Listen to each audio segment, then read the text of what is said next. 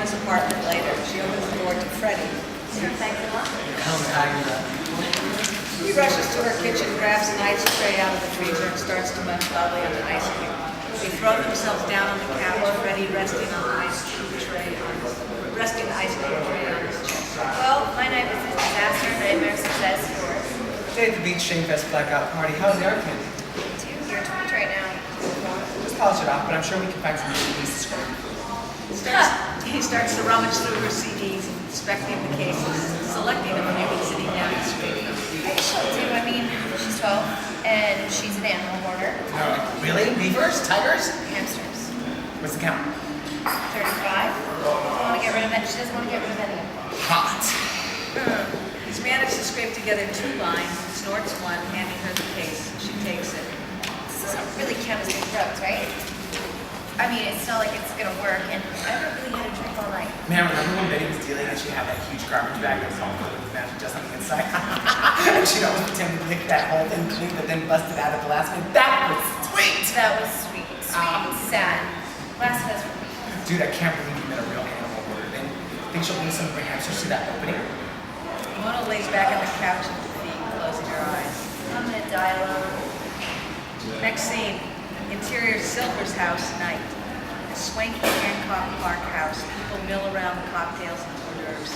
Present are Mrs. Silver, Vicky, Mona, and Suzette. The buzzer rings. Mom, can you invite someone else? It's probably Freddie. Oh, your Mexican friend. Mom, he's Cuban. Freddie enters and Cindy Silver jumps up to greet him, hugging him. He is appalled. Welcome to our home. The more the merrier. Mona overhears this and makes a gesture to him. She means you're fat. As Cindy makes introductions and gets him a drink, Mona gets close to Freddie. It's not gonna work. Somebody's telling you that somebody's just called you fat, but you're not saying, what would you do? Really? I don't know. What I would have done, like, Yeah. Yeah. So can you do that? yes. If you want to marry her. So when she says more than marriage, I don't know. She should order maybe your ass or something like that. Let's give it a shot. okay. Okay, go ahead. Sorry. Hi. I had one here. You're the winner, okay? Cindy interrupts them and they both immediately adopt friendly smiles. Cindy's dragging her husband over. You've met Miss Silver? Nice to meet you, Mrs. Silver. Please, Cindy. Hey, pull up a chair. I'll grab another place setting so you can sit right here next to Mom. Freddie gives a fake polite smile. Music over montage of dinner shenanigans. All that and an athlete, wow. Montage and music resume. Vicky holds the hand of a drunk Suzette. Mona taps her foot forward. The music stops and we hear. The secret to our success is that we take separate vacations. Suzette opens a bottle of wine like she's got something to prove. A lot of shots of Suzette, Mona, and Freddie drinking fast. Cindy Silver launches into Mona. The music stops. And I said, you just see if you get any more of this family's business. And he was really apologetic after that. Mona nods robotically. Endless montage. Oh, isn't this nice? Mona, I'm just dying to hear more about your job. Such an interesting career choice. Where did you go to school? I got my MA in journalism from Columbia.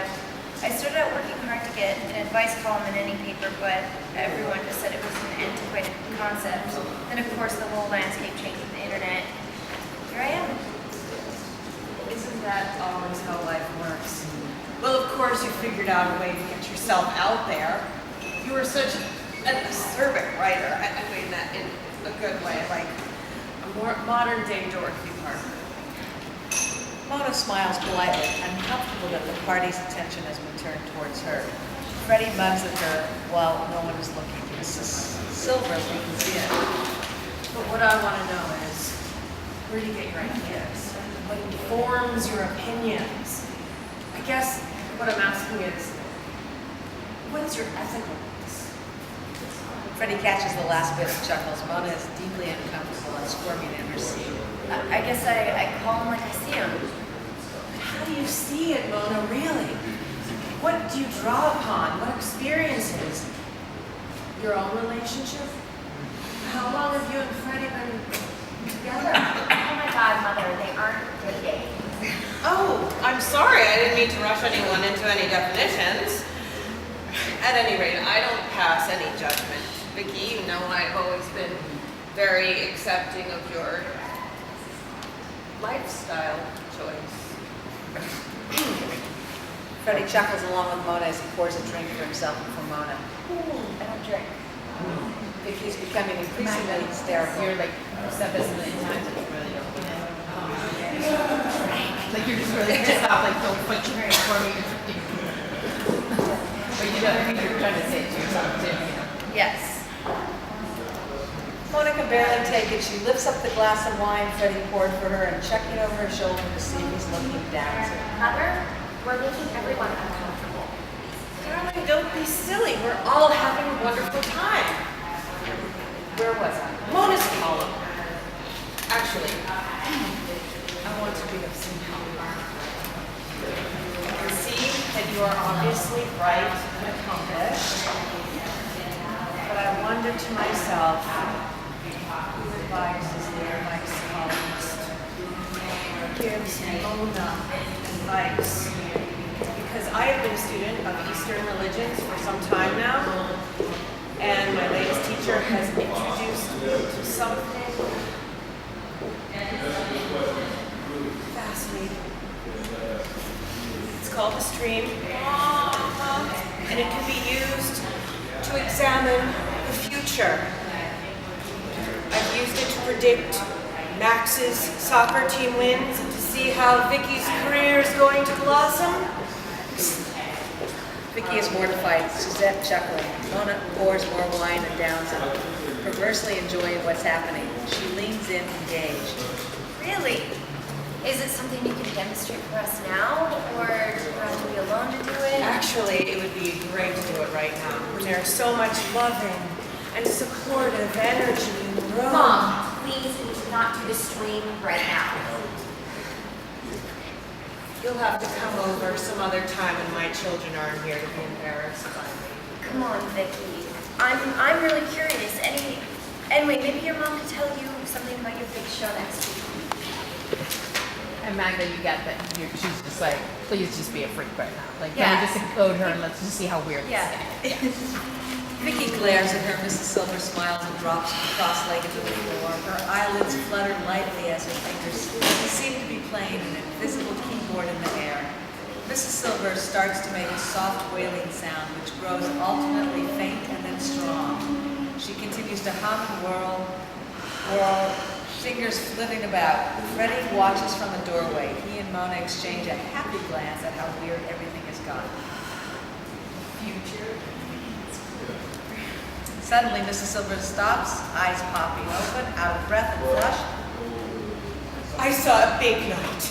Crowds and Vicky flying through the air. In the crowd, triumphant, an important man looking on, encouraging her.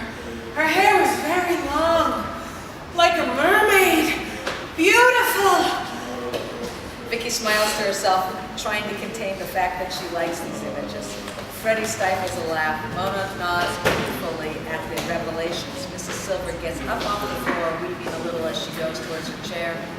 It really is quite exhausting. Mona excuses herself and suddenly drags Suzette out of the room. She whispers in her ear. Your hair is drunk. Pull yourself together, woman.